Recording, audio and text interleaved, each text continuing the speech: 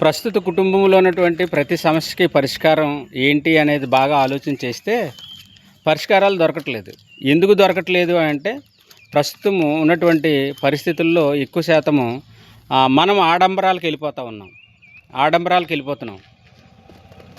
అనేక రకాలైనటువంటి వ్యక్తులను, మనుషులను చూస్తూ మనం ఫోకస్ చేసుకుంటూ ఒక ఉన్నతమైన స్థాయిలోకి వెళ్ళాలనేటువంటి ఆకాంక్షతో ఎక్కువ శాతం ప్రయత్నాలు చేస్తూ ఉంటుంటాం.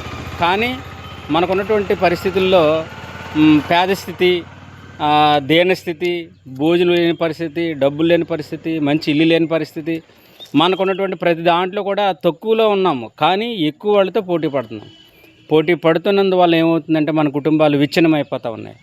అలాగని అబ్బాయిలు కూడా మరి త్రాగుడికి, వ్యసనాలకి, పాపానికి బానిసలైపోతూ ఉన్నారు. అమ్మాయిలు కూడా అలాగే ఉన్నారు. కాబట్టి ఈ యొక్క విధానాన్ని మనం పూర్తిగా మార్చుకున్నట్లయితే మనము కష్టపడి పనిచేసి లేదా కష్టపడి చదువుకొని ఉద్యోగం సంపాదించుకొని ఒక ఉన్నత స్థాయిలోకి వెళ్ళడానికి ప్రయత్నాలు చేస్తే ఆ భగవంతుడు మనల్ని ఏదో ఒక రోజు కరుణిస్తాడు.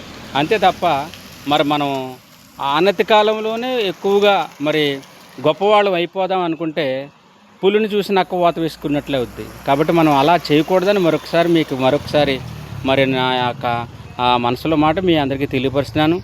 దేవుడు మరి మనల్ని అందరినీ కూడా ఆయన యొక్క దయలో పెంచాలని నేను మనస్ఫూర్తిగా కోరుకుంటున్నాను. Thank you.